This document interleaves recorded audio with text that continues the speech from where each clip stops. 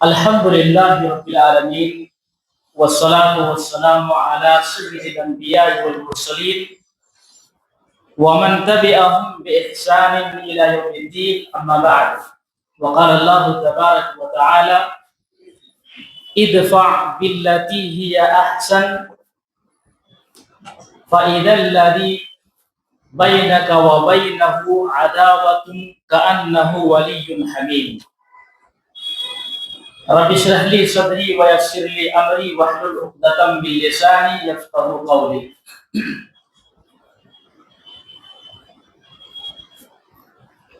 ساری تعریفیں اس وحدہ لا شریک خالق کائنات اور مالک ارض و سما کے لیے ہے، جنہوں نے ہمیں اور آپ کو پیدا کیا. درود و سلام نازل ہوں تمام نبیوں کے اوپر، خصوصاً ہمارے اور آپ کے پیارے نبی جناب محمد رسول اللہ صلی اللہ علیہ وسلم کے اوپر. اللہ رب العالمین کی تعریف اور شکریہ کے بعد قابل مبارکباد ہیں اور خصوصی شکریہ کے مستحق ہیں مقامی جمعیت اہل حدیث دھارواڑ اور دعا کی متحرک اور فعال ٹیم، جنہوں نے بڑی محنت و کوشش کے بعد سیکھنے اور سکھانے کا ایک ماحول کریٹ کیا ہے، ایک ماحول پیدا کیا ہے. تقریباً 28 تاریخ سے آپ سب یہاں پہ تشریف فرما ہے اپنے بوریا بستر کو لے کر کے، اور آپ کے دلوں میں اللہ اور اس کے رسول صلی اللہ علیہ وسلم کی تعلیمات کو رچانے اور بسانے کا جذبہ ہے. اس جذبے کو میں سلام کرتا ہوں، کیونکہ یہ کوئی معمولی بات نہیں ہے کہ کوئی آدمی اپنے گھر بار کو چھوڑ کر کے کہیں پر علم کو حاصل کرنے کے لیے، اپنی تربیت کے لیے وہ اکٹھے ہو جائیں. یہ صرف اور صرف اللہ کا فضل اور اس کا احسان ہے کہ اللہ نے چاہا، آپ کو توفیق دی اور آپ سب یہاں جمع ہوئے. ورنہ کتنے ایسے لوگ ہیں جب اس کے اعلان نکالا گیا اور باضابطہ اسے اشتہار میں مشتہر کیا گیا، ایڈورٹائز کیا گیا، تقریباً 15 دنوں سے یہ سرگرمی چل رہی تھی کہ دھارواڑ میں ایک بہترین پروگرام 5 روزہ منعقد ہونے جا رہا ہے. تو بہت سارے لوگوں نے ارادہ کیا کہ ہاں ہم جائیں گے، لیکن وہ یہاں تک نہیں پہنچ سکے. کیوں؟ اس لیے کہ اللہ نے انہیں نہیں چاہا، آپ کو چاہا. آپ بڑے خوش نصیب ہیں. اور جب میں مسجد میں انٹر کیا ابھی، تو میں سوچ رہا تھا کہ ہاں ایسے ہی کچھ لوگ ہوں گے اور ایسے ہی کچھ چل رہا ہوگا. ایک الگ ماحول دیکھا میں، اور یہ سب اظہار نعمت کے لیے دو بات آپ کے سامنے رکھ رہا ہوں. ایک بدلا ہوا ماحول، کھانے پینے کا انتظام، لوگوں کی ایک بھیڑ اور علماء کرام کی ایک زبردست ٹیم جو گھوم پھر کر کے دعوت کا کام یہ ٹیم کرتی ہے، یہ بھی کوئی معمولی بات نہیں ہے. تو مقامی جمعیت اہل حدیث دھارواڑ نے جو بیڑا اٹھایا، اور پہلی بار جو بیڑا انہوں نے اٹھایا، یہ 100% اس میں کامیاب ہے. کہیں پر بھی آپ کو یہ غلطی نظر نہیں آئے گی. ساری سہولیات آپ کے لیے تھی. اتنی بڑی بات، اللہ رب العالمین ان تمام کے خدمات کو قبول فرمائے. اور یہ جو دعوتی ٹیم ہے، میرے خاص دوست فضیلت الشیخ حضرت مولانا اسلم جامی حفظہ اللہ بارہا ادھر ادھر پروگراموں میں 2 دن ادھر، 3 دن ادھر، 5 دن ادھر، کبھی کبھار 8 دن غائب. اور یہ علماء کی ٹیم، میں سنتا تھا کہ دعوتی پروگرام ہوتے ہیں. آج میں نے اپنے آنکھوں سے دیکھا کہ یہ اپنے گھر بار کو چھوڑ کر 5 دن، 2 دن، 3 دن، 4 دن سے سب پڑے ہوئے ہیں. ان کے اندر ایک جذبہ ہے آپ کو کچھ سکھانے کا. بڑا اچھا لگا. تو آج کے اس خطاب کے لیے مجھے جو ٹاپک دیا گیا غیر مسلمین کے ساتھ اللہ کے نبی صلی اللہ علیہ وسلم کے تعلقات، آپ کا حسن تعامل۔ مختصر وقت ہے لیکن کوشش کروں گا کہ ساری باتیں آپ کے سامنے آ جائیں اور آپ سمجھ لیں۔ ہر ایک آدمی کو ضرورت پڑتی ہے کہ ان کا اٹھنا بیٹھنا، ان کے تعلقات غیر مسلمین کے ساتھ ہوتے ہیں۔ جس ملک میں ہم اور آپ رہ رہے ہیں یہاں پہ اکثریت تو انہی غیر مسلمین کی ہے، جہاں پر دن میں کئی مرتبہ ہمارا اور آپ کا ان کے ساتھ ملنا جلنا ہوتا ہے۔ لیکن کیا کبھی آپ نے سوچا کہ شریعت کی روشنی میں ہمارے پیارے نبی صلی اللہ علیہ وسلم کے تعلقات، آپ صلی اللہ علیہ وسلم کے کمیونیکیشنز ان نان مسلمز کے ساتھ کیسا تھا، کیسے آپ تعلقات قائم کرتے تھے؟ وہی چیزیں آج آپ کو بتانی ہے۔ میرے بھائیوں، اسلام ایک ایسا مکمل نظام حیات کا نام ہے جس میں کئی ایک خصوصیات شامل ہیں۔ جہاں یہ دین وحی کے اوپر مبنی ہے اور یہ دین مکمل ہے، اس میں آسانیاں ہیں اور اس میں جتنے سارے اعمال ہیں وہ سب فطرت کے مطابق ہیں۔ وہیں پر اس اسلام کی سب سے بڑی خصوصیت یہ ہے کہ یہ اسلام دو چیزوں کی تعلیم ہمیں اور آپ کو دیتا ہے۔ پہلی چیز، چاہے اپنا ہو یا غیر ہو، اگر کوئی معاملہ ان کے ساتھ بدسلوکی کا ہوتا ہے، وہ ہمارے ساتھ بدسلوکی کرتے ہیں، تو اسلام ہمیں اس بات کی اجازت دیتا ہے کہ ان کو بھی معاف کیا جائے۔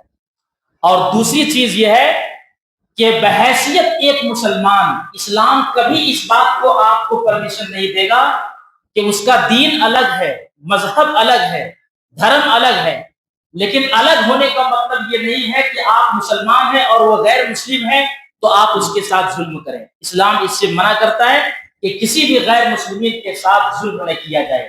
دیکھیے، اللہ کے نبی صلی اللہ علیہ وسلم نے کتنی پیاری بات بیان فرمائی۔ سنن ابو داؤد کتاب الخراج کی حدیث ہے، پیارے رسول صلی اللہ علیہ وسلم فرماتے ہیں، الا من ظلم معاہدا او انتقصه او کلفه فوق طاقته او اخذ منه شيئا بغیر طیب نفسه فانا حجیزه یوم القیامہ۔ اللہ کے نبی صلی اللہ علیہ وسلم فرماتے ہیں کہ جو آدمی کسی غیر مسلم کے اوپر ظلم کرے یا اس کے کسی حق میں کمی کرے یا اس کو کسی ایسی چیز کا مکلف بنائے جو اس کا لائق ہے ہی نہیں، اور اللہ کے نبی صلی اللہ علیہ وسلم نے فرمایا اس کی کوئی چیز ان کی مرضی کے بغیر اگر کوئی لیتا ہے تو آپ صلی اللہ علیہ وسلم نے کہا قیامت کے دن میں اس کے حق میں کھڑا ہوں گا۔ سن رہے ہیں آپ؟ امام کائنات صلی اللہ علیہ وسلم کا فتویٰ یہ ہے کہ ایک غیر مسلم کا دین الگ ہونا، مذہب الگ ہونا، ان کے عقائد الگ ہونا اپنی جگہ پہ ہے، لیکن اگر کوئی مسلمان اس کے اوپر ظلم کرتا ہے، اس کے حق میں حق تلفی کرتا ہے یا اس کے اوپر ظلم و ستم کے پہاڑ توڑتا ہے یا اس کی کوئی چیز اس کی اجازت اور مرضی کے بغیر لیتا ہے، آپ صلی اللہ علیہ وسلم نے فرمایا قیامت کے دن میں اس کے حق میں ہوں گا اور اس کے حق میں لڑوں گا اس آدمی کے خلاف جس نے کوئی ایسا کام کیا ہوگا۔ اس سے بڑا حسن تعامل اللہ کے نبی صلی اللہ علیہ وسلم کا ایک غیر مسلم کے ساتھ کیا ہو سکتا ہے کہ آپ صلی اللہ علیہ وسلم نے کہا کہ میں اس کے حق میں ہوں گا۔ تو اسلام کبھی اس بات کی اجازت نہیں دیتا ہے کہ اس کے اوپر ظلم کیا جائے۔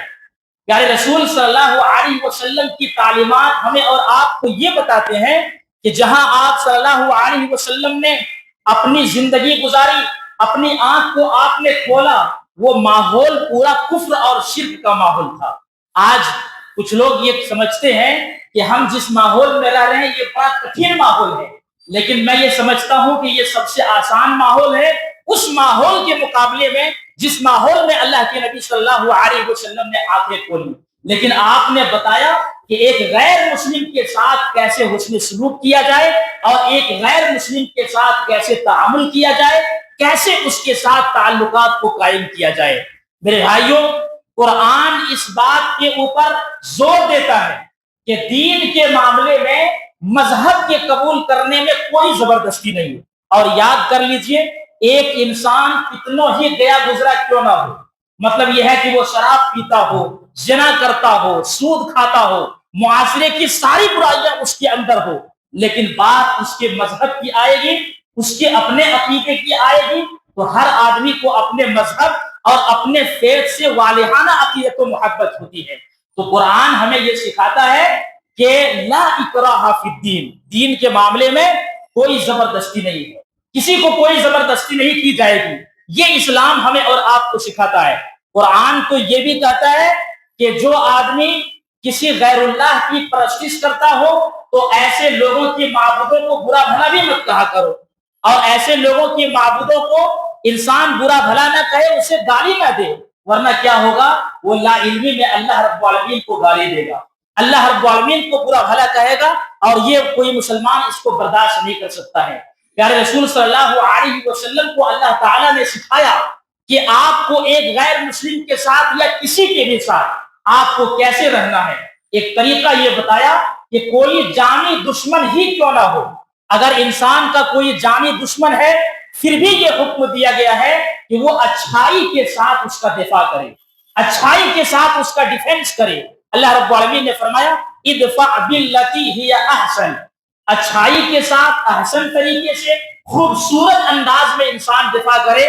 کہا کہ اگر اس کے اور ان کے درمیان میں اگر کوئی دشمنی ہوگی تو آپ دیکھیں گے اس اچھائی کے ساتھ دفاع کرنے کا معاملہ یہ ہوگا کہ کأنہ ولی حمیم، وہ گہرا دوست بن جائیں گے۔ اور اللہ کے نبی صلی اللہ علیہ وسلم کی یہی خاصیت تھی، فَبِمَا رَحْمَةٍ مِّنَ اللَّهِ لِنْتَ لَهُمْ وَلَوْ كُنْتَ فَظًّا غَلِيظَ الْقَلْبِ لَانفَضُّوا مِنْ حَوْلِكَ۔ اے نبی صلی اللہ علیہ وسلم، آپ اپنے رب کی رحمت کی وجہ سے ان کے لیے نرم ہے۔ اگر آپ سخت مزاج ہوتے یا سخت زبان ہوتے تو یہ لوگ جو آپ کے پاس چمٹے ہوئے ہیں یہ سب اٹھ کر کے چلے جاتے، یہ آپ کے ساتھ نہیں رہتے، آپ کے ساتھ اس طرح سے سر جوڑ کر کے بیٹھنا، یہ سارے لوگ آپ کے پاس سے چلے جاتے اگر آپ کے مزاج میں سختی ہوتی یا آپ صلی اللہ علیہ وسلم سخت مزاج یا سخت بات کرنے والے ہوتے، یہ سارے کے سارے لوگ بھاگ جاتے۔ یہ اللہ رب العالمین نے سکھایا۔ میرے بھائیوں، اللہ کے نبی صلی اللہ علیہ وسلم کی زندگی کو اٹھائیے تو پتہ یہ چلے گا کہ آپ نے ہر موڑ پر غیر مسلمین کے ساتھ اچھا سلوک کیا ہے۔ مکہ کی سرزمین میں پیارے رسول صلی اللہ علیہ وسلم کم از کم 13 سال تک آپ نے زندگی گزاری، شروع سے لے کر کے اسلام ملنے کے بعد۔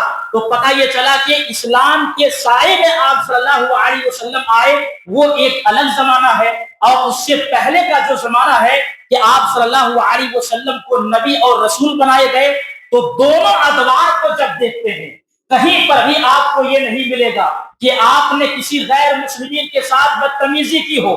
وہی غیر مسلمین جو اللہ کے نبی صلی اللہ علیہ وسلم کے اسلام ملنے کے بعد طرح طرح کے اسلام کے اوپر کیچڑ اچھالتے، تاریخ گواہ ہے کہ نبی کی ذات پر کسی نے کوئی کیچڑ نہیں اچھالا۔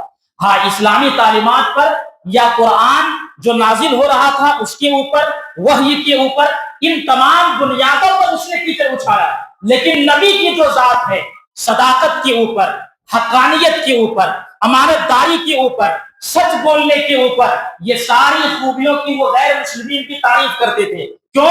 اس لیے کہ اللہ کے نبی صلی اللہ علیہ وسلم نے ویسا بنا کر کے رکھا۔ آپ نے نبوت کا اعلان کیا، پتہ یہ چلا کہ پورا مکہ آپ کے اوپر ٹوٹ پڑا ہے، اور آپ کو اتنی تکلیفیں دی کہ آپ کو اپنے محبوب شہر کو چھوڑ کر کے ہجرت کرنا پڑا۔ لیکن وہی پیارے رسول صلی اللہ علیہ وسلم جب واپس فاتحانہ انداز میں مکہ میں آپ داخل ہوئے، آپ کے سر جھکے ہوئے ہیں، آپ کو مجرم کے گھر کا پتہ ہے کہ فلاں آدمی نے ہمارے اصحاب کو گالیاں دی ہے، فلاں آدمی نے ہمارے دین کے تعلق سے بدتمیزی کی ہے، اس آدمی کا نام معلوم ہے، گھر کا پتہ ہے۔ تمام مجرمین نے یہ سوچا کہ اللہ کے نبی صلی اللہ علیہ وسلم کے ہاتھوں میں اب تو حکومت آ چکی ہے، پورا مکہ آپ کے قبضے میں ہے، اب ایسا ہوگا کہ ہمارے نام اور گھر معلوم ہے، اللہ کے نبی صلی اللہ علیہ وسلم آئیں گے اور آ کر کے ہم سب کے اوپر بدلہ لیں گے، ہم سب سے اپنا بدلہ چکائیں گے۔ لیکن ہادی حق نے ان کے سوچنے کے خلاف فیصلہ کیا۔ آپ صلی اللہ علیہ وسلم نے کہا لا تقریب علیکم اليوم، اذهبوا فانتم الطلقاء، آج تم پر کوئی مواخذہ نہیں ہے، جاؤ تم سب کے سب آزاد ہو۔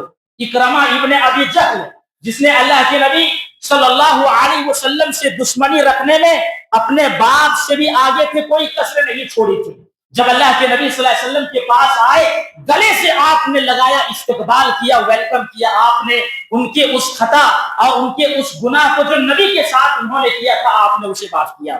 یہاں تک کہ حبار ابن الاسود ان کے بارے میں آتا ہے، پیارے رسول صلی اللہ علیہ وسلم کی صاحبزادی حضرت زینب رضی اللہ عنہا حمل سے ہے، ایک اونٹنی پر سوار ہے، اس ظالم نے جان بوجھ کر کے اس اونٹنی کو گرایا، جس کی وجہ سے پیارے رسول صلی اللہ علیہ وسلم کی صاحبزادی کے حمل ثابت ہو گئے۔ نبی صلی اللہ علیہ وسلم کو پتا ہے کہ میری صاحبزادی کے حمل کو ضائع کرنے والا یہی ظالم ہے، لیکن فتح مکہ کے موقع پر جب یہ آتا ہے آپ نے اسے بھی معاف کیا۔ اتنا ہی نہیں، عمرو بن وہب جو کہ صفوان ابن امیہ کی طرف سے انہوں نے بھیجا تھا کہ جاؤ میں آپ کو اتنی رقم دوں گا، محمد صلی اللہ علیہ وسلم کو قتل کر کے آؤ۔ جیسے بہت سارے گنڈے ہوتے کسی کو مارنے کے لیے سپاری دی جاتی ہے، باضابطہ صفوان ابن امیہ ہے عمرو ابن وہب کو کہا تھا پیارے رسول صلی اللہ علیہ وسلم کو قتل کر کے آؤ۔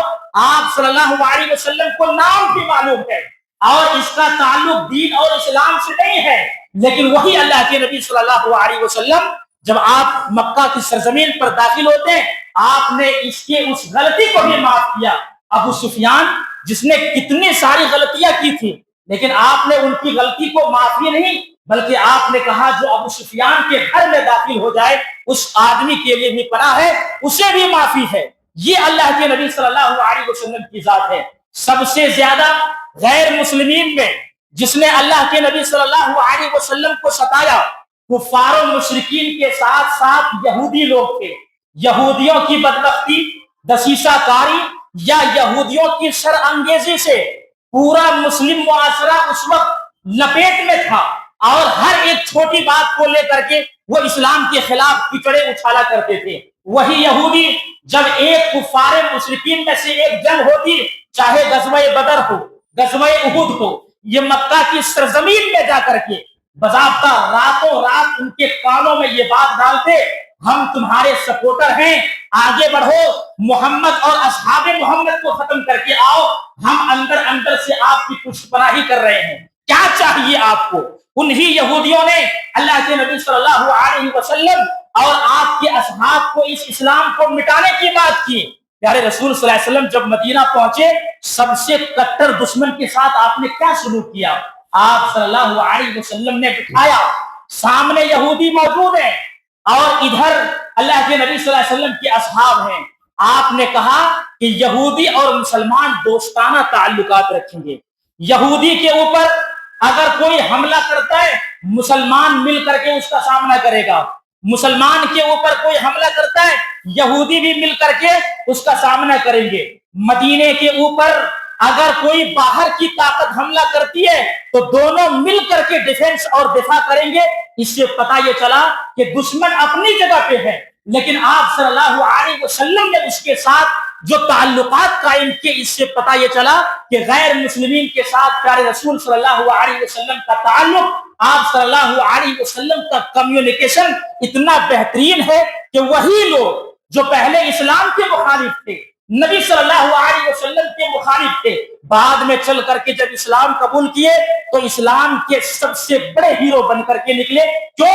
اس لیے کہ اللہ کے نبی صلی اللہ علیہ وسلم کے تعلقات ان کے ساتھ ایسے تھے۔ وہی یہودی لوگ جو تین بڑے قبیلے مدینہ کے اندر موجود ہیں، قبیلے بنو نذیر، بنو قینقاع اور بنو قریظہ، آپ صلی اللہ علیہ وسلم نے ان کی ہر غلطی کو معاف کیا، ہر موڑ پر نبی صلی اللہ علیہ وسلم کو زد پہنچانے کی کوشش کی، نقصان پہنچانے کی کوشش کی، لیکن آپ نے ہر موڑ پر انہیں معاف کرتے گئے۔ ان کی بد کلامی کی وجہ سے، ان کی شر انگیزی کی وجہ سے جب بہت زیادہ ان کا فتنہ بڑھ گیا تو آپ نے کسی کو قتل کیا اور کسی کو جلا وطن کر دی گئے۔ کچھ قبیلے جب خیبر میں آباد ہو گئے اور خیبر پر مسلمانوں کا فتح ہوتا ہے، یہاں اللہ کے نبی صلی اللہ علیہ وسلم کا غیر مسلمین کے ساتھ تعلقات دیکھیے کہ آپ کے تعلقات کیسے ہیں۔ یہودیوں نے کہا کہ ساری زمینیں تو آپ نے اپنے ہاتھ میں لے لی ہے، اب ہمارے ہاتھوں میں کچھ نہیں ہے، ایک کام کیجئے، ہم لوگ محنت اور مزدوری کریں گے اور اس پھل کو جو اناج اور گلے اگیں گے، جب بٹائی کا وقت آئے گا آدھا آپ کو دیں گے آدھا ہم لیں گے۔ سال آیا، گلے اناج کی کھیتیاں لہلہانے لگی اور بہت شاندار گلے اناج آ گئے۔ یہودیوں نے کیا کیا؟ محنت مزدوری کی اور دو حصے میں اسے بانٹ دیا، ایک حصہ ادھر ایک حصہ ادھر، جتنے سارے گلے موجود ہیں سب کو دو حصے میں بانٹ دیا۔ وہ یہ سمجھ رہے ہوں گے کہ اللہ کے رسول صلی اللہ علیہ وسلم آئیں گے اور زبردستی کہیں گے کہ اس میں زیادہ دکھ رہا ہے لہذا مجھے یہ دے دو۔ آپ صلی اللہ علیہ وسلم جب آئے تو آپ نے کیا کہا؟ یہودیوں کو آگے بڑھایا، کہا کہ سنو، ان دونوں ڈھیر میں سے جو تمہیں پسند ہو وہ لے لو، ان دونوں ڈھیر میں سے جو تمہیں پسند ہو وہ لے لو۔ آپ آگے نہیں بڑھے، یہودیوں نے سب سے پہلے ایک ڈھیر کو پسند کیا، تب اللہ کے نبی صلی اللہ علیہ وسلم نے اپنے حصے کو لیا۔ بھائی اس سے بڑا اور ثبوت کیا دیا جا سکتا ہے کہ اللہ کے نبی صلی اللہ علیہ وسلم غیر مسلمین کے ساتھ اتنے بہترین تعلقات آپ قائم رکھے ہوئے ہیں۔ پیارے رسول صلی اللہ علیہ وسلم کے بعد جب ہم دیکھتے ہیں صحابہ کرام کی زندگی کو تو یہاں ایک جھلک ان کی زندگی کو بھی دیکھنا انتہائی ضروری ہے۔ ابو بکر صدیق رضی اللہ تعالی عنہ کی باری آتی ہے، آپ اپنے ہاتھ میں خلافت کو لیتے ہیں تو اللہ کے نبی صلی اللہ علیہ وسلم کی وفات سے پہلے نجران کے عیسائی سن 9 ہجری میں پیارے رسول صلی اللہ علیہ وسلم کے پاس آئے۔ آپ نے ان عیسائیوں کے ساتھ کیا معاملہ کیا؟ مسجد اللہ کا گھر ہے، آج کے مسلمان ہوتے ارے توبہ توبہ تم نے کیا کیا، فلاں آدمی نے ایک غیر مسلم کو مسجد میں لا کر کے رکھ دیا لہذا ان کو مسجد سے نکالو، مسجد کے سیڑھی چڑھنے مت دو، یہ لوگوں کا مزاج ہوتا۔ آپ نے کیا کیا؟ وہی عیسائیوں کو مسجد میں لا کر کے آپ نے ٹھہرایا اور ٹھہرانے کے بعد لوگوں کو حکم دیا، یہ اپنے قبیلے کے سب سے بڑے سردار قسم کے لوگ ہیں، لہذا سرداروں کا مزاج یہ ہوتا ہے کہ سرداری کے حساب سے ٹریٹ ہونا چاہیے، سرداری کے حساب سے سلوک ہونا چاہیے، لہذا ان کے ساتھ ویسا ہی حسن سلوک کیا جائے جیسا کہ یہ اپنے قبیلے میں حسن سلوک کے مستحق ہیں۔ یہ آپ صلی اللہ علیہ وسلم کا فتویٰ ہے میرے بھائی، آپ نے فرمان جاری کیا، صحابہ نے ویسے ہی حسن سلوک کیا۔ آپ نے یہ معاہدہ کیا ان غیر مسلمین کے ساتھ کہ ہماری حکومت نجران کے اندر قائم ہو چکی ہے، لکھ کر کے آپ نے دیا، آپ کی عبادت گاہیں محفوظ ہیں، آپ کی جان محفوظ ہے، آپ کی جانیں محفوظ ہیں، آپ کی عزت محفوظ ہے، آپ کے مال محفوظ ہے، آپ کے وہ گرجے گھر جس میں آپ لوگ عبادت کرتے ہیں وہ ساری چیزیں محفوظ ہیں، کوئی بھی اسلامی حکمراں آ کر کے اسے نہیں ڈھائے گا۔ اس سے بڑا حسن تعامل غیر مسلمین کے ساتھ اور کیا ہو سکتا ہے؟ مزے کی بات تو یہ ہے ابو بکر صدیق رضی اللہ تعالی عنہ کا وقت آیا، آپ نے کیا کیا؟ سب سے پہلے خطبے میں آپ نے یہ کہا کہ جن علاقوں میں اسلام کی حکومت پہنچی ہے، اسلامی حکمراں بنائے گئے ہیں، ان تمام ممالک میں یہ فرمان جاری کرتا ہوں، جو غیر مسلمین لوگ ہیں ان کی عبادت گاہوں کو مسمار نہ کیا جائے، ان کی عزتوں کو پامال نہ کیا جائے، ان کے اوپر ظلم نہ کیا جائے، اور تو اور ان کی جو عبادت گاہیں ہیں ان کو اپنے حساب سے عبادت کرنے کا حق ہے۔ یہ حضرت ابو بکر صدیق رضی اللہ تعالی ملک ہیرا آپ کے زمانے میں فتح ہوا، کچھ بوڑھے قسم کے لوگوں کو دیکھا، حضرت ابو بکر صدیق رضی اللہ تعالی عنہ نے، جو لوگ غیر مسلمین میں سے تھے اور بوڑھے ہو چکے تھے۔ ایک بات آپ کو یہ بتا دیں کہ اسلامی حکومت میں غیر مسلمین رہتا ہے تو اس کو ٹیکس دینا پڑتا ہے، تو غیر مسلمین جو بوڑھے ہو چکے تھے، ہونا کیا چاہیے تھا کہ آپ ان سے ٹیکس لیتے، لیکن آپ نے کیا حسن سلوک کیا یہ دیکھیے، آپ نے کہا کہ وہ غیر مسلمین بھائی جو بڑھاپے کی عمر کو پہنچ چکے ہیں، کمائی کا ذریعہ ختم ہو چکا ہو، یا پہلے مالدار تھا لیکن بعد میں غریب ہو چکا ہے اور ان کے پاس کمانے کا کوئی ذریعہ نہیں ہے، خیرات کھانے کے مستحق ہیں، ان کا ٹیکس بھی معاف ہے اور بیت المال سے مہینہ ان کو وظیفہ دیا جائے گا۔ اس سے بڑا ثبوت حسن سلوک کا غیر مسلمین کے ساتھ اور کوئی ہو سکتا ہے؟ حضرت عمر فاروق رضی اللہ تعالیٰ عنہ کا زمانہ آیا، سن 21 ہجری میں اسکندریہ جب فتح ہوتا ہے، حضرت عمرو بن عاص رضی اللہ تعالیٰ عنہ نے خط لکھا حضرت عمر فاروق رضی اللہ تعالیٰ عنہ کو، کہا کہ دیکھیے بہت سارے مصری لوگ جو عیسائی ہیں اور وہ سب کے سب گرفتار کر کے لائے گئے ہیں، ان کے ساتھ کیا معاملہ کیا جائے؟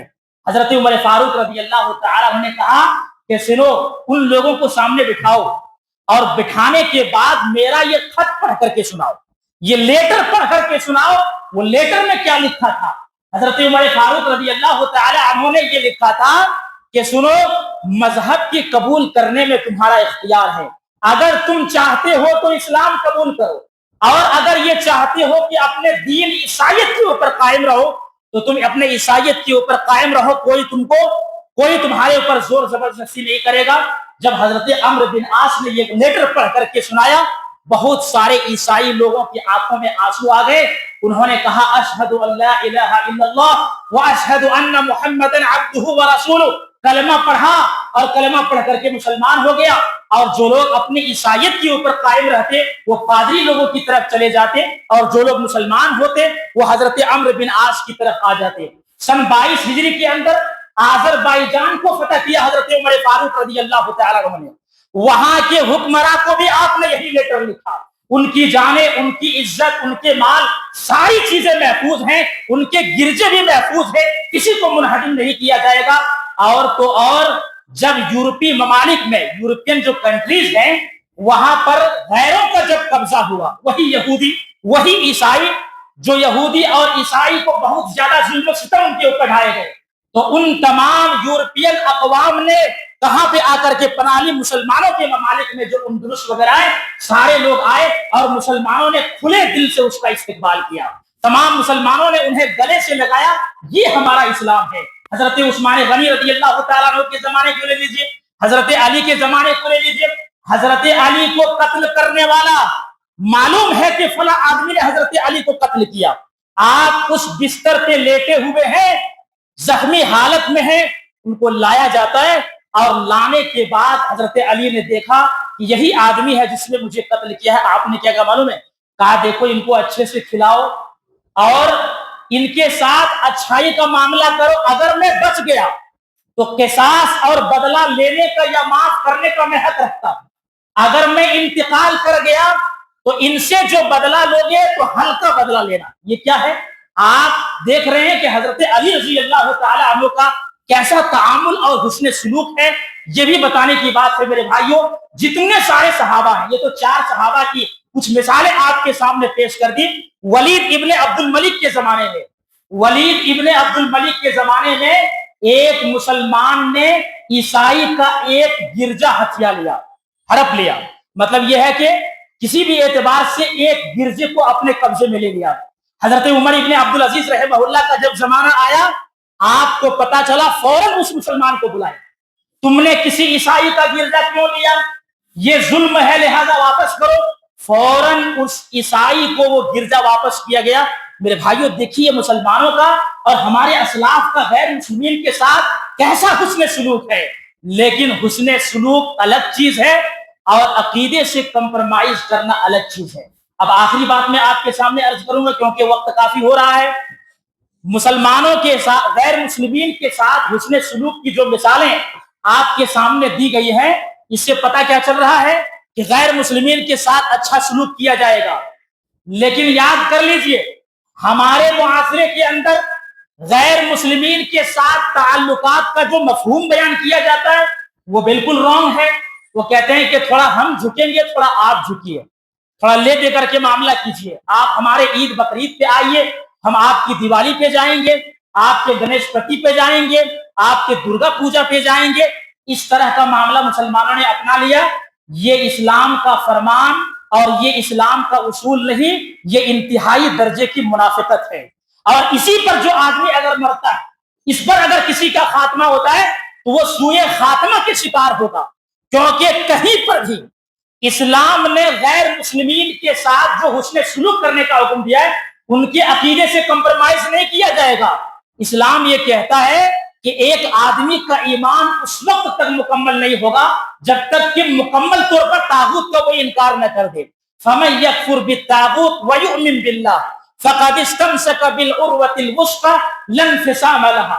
کہا کہ جو آدمی طاغوت کا انکار کرے اور اللہ پر ایمان لائے تب اس نے مضبوط کرے کو پکڑا جو کبھی نہ ٹوٹنے والا ہے. تو سب سے پہلے طاغوت کا انکار کیا جائے گا. اور جو لوگ کسی غیر مسلمین کے تہوار میں ان کے فیسٹیول میں مبارکبادی دینے کے لیے, ملنے کے لیے, یا ان کے بھگوانوں کی اسٹیٹس رکھنے کے لیے, ان کو خوش کرنے کے لیے, اپنے بزنس کو چمکانے کے لیے یہ جو دوگلی پالیسی چلتے ہیں نا, یہ اسلام کا اصول نہیں ہے کہ ان کے کسی تہوار میں اور فیسٹیول میں مسلمان چلے جائے.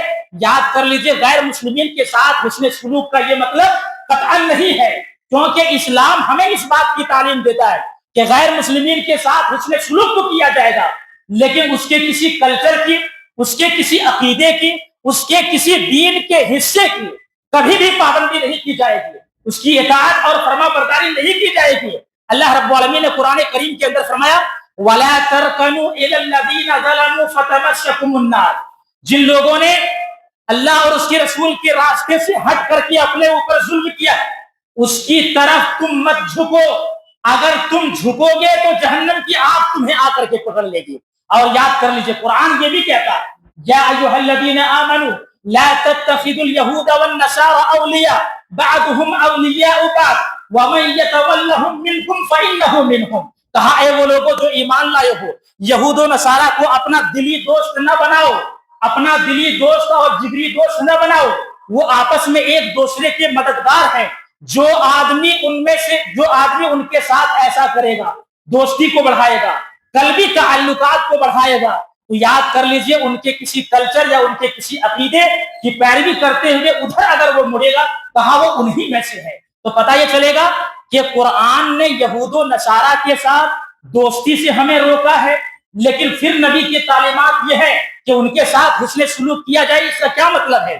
تو اس کا مطلب یاد رکھ لیجئے, دوستی مسلمان کا مسلمان کے ساتھ دلی طور پر ہوگی, ایک مومن کا مومن کے ساتھ گہری دوستی ہوگی, لیکن جو غیر مسلمین ہے جیسے یہود و نصارہ ان کے اوپر ظلم نہیں کیا جائے گا, ان کے ساتھ ناانصافی نہیں کی جائے گی, اور ان کی کسی چیزوں میں اگر وہ ضرورت کے مستحق ہیں تو ان کی مدد کی جائے گی, ان کے حقوق میں حق تلفی نہیں کی جائے گی.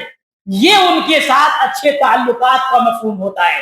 لوگوں نے اس مفہوم کو یہ سمجھ لیا کہ عقیدے میں کمپرومائز کر لیا جائے. سنن نسائی کی صحیح حدیث آپ کے سامنے پیش کر رہا ہوں.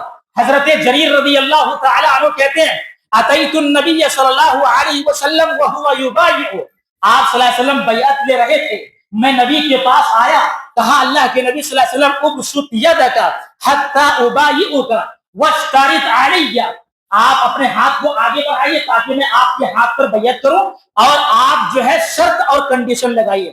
آپ نے کیا کہا کہ میں اس بات پر تمہاری بیعت لیتا ہوں کہ تم نماز پڑھو گے اور اسی طرح سے زکوٰۃ کی ادائیگی کرو گے, وَتُنَاصِحَ الْمُسْلِمِينَ وَتُفَارِقَ الْمُشْرِكِينَ. دو چیزیں آپ نے بعد میں ایڈ کر دی, کہا کہ تمام مسلمانوں کے ساتھ خیرخواہی کرو گے اور مشرکین سے الگ رہو گے. سوال یہ پیدا ہوتا ہے کہ آپ صلی اللہ علیہ وسلم نے یہ جو کہا کہ میں اس بات پر بیعت لیتا ہوں کہ تم مشرکین سے الگ رہو گے, تو الگ رہنے کا مطلب معاشرتی علیحدگی نہیں ہے کہ ایک آدمی ہماری سوسائٹی میں کوئی غیر مسلمین رہ رہا ہو اور اس غیر مسلمین کے ساتھ آدمی اپنا گھر بدل دے یا اس غیر مسلمین کا پڑوسی نہ بنے. یہ معاشرتی علیحدگی نہیں ہے. مشرکین سے الگ رہنے کا مطلب یہ ہے کہ اصل میں ان کے عقیدے سے الگ رہنا ہے, ان کے مذہب کا جو حصہ ہے ان کے مذہب کے حصے والی چیزوں سے الگ رہنا ہے. اسلام تو غیر مسلمین کے کلچر کی بھی مخالفت کرتا ہے. صحیح مسلم شریف کتاب الصلاۃ کی حدیث ہے, حضرت جابر رضی اللہ تعالی عنہ کہتے ہیں اشتکا رسول اللہ صلی اللہ علیہ وسلم, آپ صلی اللہ علیہ وسلم کو چوٹ لگی تو چوٹ لگنے کے بعد اللہ کے نبی صلی اللہ علیہ وسلم نے بیٹھ کر کے نماز پڑھائی. ہم لوگ کھڑے ہو کر کے نماز پڑھ رہے تھے, آپ نے دیکھا تو اشارہ کیا کہ بیٹھ جاؤ. جب نماز سے آپ فارغ ہوئے آپ نے کہا ان کنتم آنفا لتفعلون فعل فارس و روم, ابھی ابھی تم لوگ فارس اور روم کے لوگ جیسے کرتے ہیں ویسے ہی کرنے والے تھے. وہ لوگ کیا کرتے ہیں؟ کہ ان کا جو بادشاہ ہے وہ بیٹھا ہوا ہوتا ہے اور بادشاہ کے سامنے لوگ کھڑے ہوئے رہتے ہیں. لہذا امام اگر بیٹھ کر کے پڑھائے تو بیٹھ کر کے پڑھو, امام اگر کھڑے ہو کر کے پڑھاتا ہے تو کھڑے ہو کر کے پڑھو. یاد کر لیجئے, نماز اللہ کی عبادت ہے, انسان کسی دوسرے کے لیے نماز تھوڑی پڑھتا ہے. لیکن نبی صلی اللہ علیہ وسلم بیٹھ کر کے نماز پڑھا رہے ہیں, صحابہ کھڑے ہو کر کے نماز پڑھ رہے ہیں, تو آپ نے منع کیوں کیا؟ ان کے کلچر کی مخالفت کی کہ جس طرح سے مجوسی لوگ ان کے بادشاہ بیٹھے ہوئے ہوتے ہیں, ان کے سامنے ان کے رعایت کھڑے ہوتے ہیں, کہا کہ ایسا نہیں ہونا چاہیے. آپ نے ان کے کلچر کی مخالفت کی. تو میرے بھائی, اسلام کلچر کی بھی مخالفت کا حکم دیتا ہے. یہودی کبھی جوتا پہن کر کے اپنی عبادت نہیں کرتا ہے. کیوں؟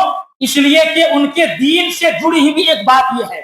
حضرت موسیٰ علیہ السلام وادی مقدس طویٰ میں جب آپ گئے تو آپ جو ہے جوتا پہن کر کے چلے گئے. اللہ نے کہا فَخْلَعْ نَعْلَيْكَ, اے موسیٰ آپ اپنے جوتے کو اتار دو, اِنَّكَ بِالْوَادِ الْمُقَدَّسِ طویٰ, اس لیے کہ آپ وادی مقدس طویٰ میں ہیں.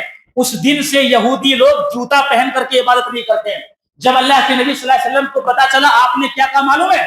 مسند احمد کی صحیح حدیث ہے, حضرت انس بن مالک رضی اللہ تعالی عنہ کہتے ہیں آپ صلی اللہ علیہ وسلم نے کہا خالف الیہود, یہودیوں کی مخالفت کرو, فإنہم لا یصلون فی خفافہم ولا فی نعالہم, اس لیے کہ وہ جوتا موجہ پہن کر کے عبادت نہیں کرتے ہیں, لہذا تم جوتا پہن کر کے بھی عبادت کرو. جوتے اگر صاف ہوں, شفاف ہوں, گندگی نہ لگی ہوئی ہو تو آدمی کبھی کبھار جوتے میں نماز پڑھ سکتا ہے. اہل علم نے اس حدیث سے ایک استدلال یہ کیا ہے کہ نبی کی سنت یہ ہے کہ جوتا چپل پہن کر کے زندگی میں کم سے کم ایک مرتبہ نماز پڑھی جائے تاکہ نبی کی اس سنت پر عمل ہو جائے. آپ نے مخالفت کا حکم دیا. آپ نے دیکھا صحابہ کرام رضوان اللہ علیہم اجمعین کے چہرے پر جو ہے سفید داڑھیاں آ گئی ہے, تو آپ نے دیکھا کہ یہودی لوگ بھی سفید داڑھی رکھتے ہیں. فوراً آپ نے حکم دیا, کہا غیروا ھذا الشیء وخالفوا فیہ اليہود والنصارى, اس جو سفیدی ہے اس کو کسی رنگ میں بدل دو اور یہود و نصارہ کی مخالفت کرو. یہ ساری باتیں بتانے کی کیوں ضرورت تھی؟ جہاں عقیدے کی مخالفت کی وہاں ان کے کلچر کی بھی مخالفت کی ہے. اسلام کبھی ان کے ٹریڈیشن کو, ان کے کلچر کو یا ان کے دین کا جو حصہ ہے وہ اپنانے کا حکم نہیں دیتا ہے. ہاں, غیر مسلمین کے ساتھ حسن سلوک کا مفہوم, آئیے اب آپ کو بتاتا ہوں آخری بات, کہ غیر مسلمین کے ساتھ حسن سلوک کا مطلب یہ ہوتا ہے کہ ان کو ساتھ عفو درگزر کا معاملہ کیا جائے. ایک بھائی کی غلطی ہو گئی تو ایسا نہیں ہے کہ آپ مسلمان ہیں تو اس کے اوپر چڑھ دو. نبی کے ساتھ کتنے سارے معاملات ہوئے. ایک آدمی نے آپ کو قرضہ دیا, آپ کے چادر کو ایسے پکڑ کر کے کھینچا کہ پیارے رسول صلی اللہ علیہ وسلم کی چمڑی ایسا لگ رہا تھا کہ ابھر جائے گی. اتنی سختی کا مطالبہ کیا, لیکن پھر بھی آپ نے انہیں معاف کیا. زید بن سعنہ کے بارے میں مشہور واقعہ ہے کہ جب نبی کو انہوں نے قرض دیا اور یہ جانچنا چاہ رہے تھے کہ اللہ کے نبی صلی اللہ علیہ وسلم کا تحمل کیا ہے, آپ کا قوت برداشت کیا ہے. آپ صلی اللہ علیہ وسلم کے پاس ایک وقت ایسا آیا قرض دینے کے بعد مہلت ابھی باقی ہے, کہا اے بنو عبد المطلب قرض ادا کرنے میں تم لوگ اچھے نہیں ہو. بھائی وہ آدمی ایک ایسی بات کہہ رہا ہے جس میں پورے قبیلے اور خاندان کو گھسیٹا گیا ہو, کون آدمی برداشت کر سکتا ہے؟ ہمارے ماں باپ کے بارے میں, ہمارے دادا دادی کے بارے میں یا ہمارے خاندان کے بارے میں اگر کوئی اس طرح کے الفاظ بکتے ہیں انسان کبھی برداشت نہیں کرے گا. لیکن وہی پیارے رسول صلی اللہ علیہ وسلم, حضرت عمر نے کہا کہ میں نے سوچا کہ ان کی گردن اڑا دوں, سختی کے ساتھ مطالبہ کیا. آپ صلی اللہ علیہ وسلم نے حضرت عمر کو ڈانٹنے لگے. آپ نے ان کو سمجھایا کہ عمر تمہیں یہ چاہیے تھا کہ مجھے یہ کہو کہ میں ان کی قرض کو ادا کر دوں, تم نے ان کو ڈانٹا ہے, اس لیے جو ان کا قرضہ ہے اس سے بڑھا کر کے دو. یہ اللہ کے نبی صلی اللہ علیہ وسلم کی تعلیمات ہیں. اس سے پتہ کیا چلا کہ عفو درگزر کا معاملہ کرنا ہے. غیر مسلمین کے ساتھ حسن سلوک کا دوسرا مطلب یہ ہوتا ہے کہ ان کو دھیرے دھیرے دین کی طرف دعوت دینا ہے. جتنے بھی ہمارے اسلاف تھے تمام اسلاف نے اس بات کو لکھا ہے کہ غیر مسلمین کے ساتھ حقیقت میں خیر خواہی یہ ہے کہ ان کو عقیدے کی دعوت دی جائے, ان کو اسلام کی دعوت دی جائے, اسلام کی تعلیمات کو ان کے سامنے رکھا جائے. یہ ان کے ساتھ معاملہ ہوتا ہے. غیر مسلمین کے ساتھ حسن سلوک کا مطلب یہ بھی ہوتا ہے کہ ان کے ساتھ ظلم نہ کیا جائے, بدسلوکی نہ کی جائے, ان کے کسی حق کو حق تلفی نہ کی جائے.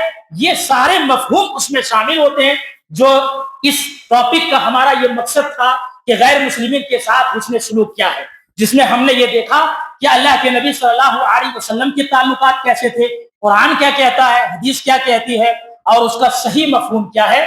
آخری بات ایک لفظ میں آپ کے سامنے یہ بتانا چاہتا ہوں، وہ یہ ہے کہ غیر مسلمین کے ساتھ یعنی اہل کفار کے ساتھ حسن سلوک کرنا الگ چیز ہے، اور کفر کے ساتھ حسن سلوک کرنا الگ چیز ہے۔ کافروں کے ساتھ حسن سلوک مطلب جس طرح دنیاوی نبی صلی اللہ علیہ وسلم نے عادت کی ہے، ضرورت پڑ جائے ان کی مدد کی جائے، ان پر ظلم نہ کیا جائے، یہ ہے۔ لیکن کفر کے ساتھ حسن سلوک کا مطلب یہ ہوتا ہے کہ جو ان کا فیتھ اور کلچر ہے اس کو انسان اپنانے لگے اور اس کو اپریشیٹ کرنے لگے۔ تو یاد کر لیجئے، کفر کے ساتھ کبھی بھی اسلام ہمیں حسن سلوک کا حکم نہیں دیتا ہے۔ میرے لیے اور آپ سب کے لیے اتنی ساری باتیں کافی وافی ہیں، کیونکہ آپ صبح سے سن ہی رہے ہیں، اسی لیے میں یہیں پر اپنی بات کو ختم کرتا ہوں۔ اور کل کا جو ٹاپک ہے اس میں انشاءاللہ عقیدے کی بہت بنیادی باتیں توحید اسماء و صفات کے تعلق سے بھی آئیں گی، جس میں عقیدے کی بہت اہم باتیں انشاءاللہ آپ کو بتائی جائیں گی۔ اللہ تعالیٰ سے دعا ہے کہ رب العالمین ہم سب کو قرآن و سنت پر عمل کرنے کی توفیق عطا فرمائے۔ اور یہ جو مجلس رچائی گئی ہے 5 روزہ تربیتی کورس، یا اللہ رب العالمین بڑی محنتوں اور کوششوں کے بعد یہاں کے جو صدر محترم، امیر محترم، ذمہ داران جمعیت اور دعات و مبلغین کی جو ٹیم ہے، سب بڑی محنت کر رہے ہیں۔ یا اللہ رب العالمین ان کی اس محنت کو قبول فرمائے، ان کی جھولی میں یا اللہ رب العالمین وہ ساری جائز مرادیں بھر دے جو یہ اپنے دلوں میں وہ مرادیں رکھتے ہیں۔ یا اللہ رب العالمین ان کے اس کام کو ان کے لیے، ان کے والدین کے لیے، ان کے اہل و عیال کے لیے ہدیہ آخرت بنائے، ذریعہ آخرت بنائے، قبر کے عذاب سے بچنے کا ذریعہ بنائے، جہنم کے عذاب سے بچنے کا ذریعہ بنائے، اور جنت الفردوس میں اللہ رب العالمین جگہ دے۔ آمین۔ والسلام علیکم ورحمۃ اللہ وبرکاتہ۔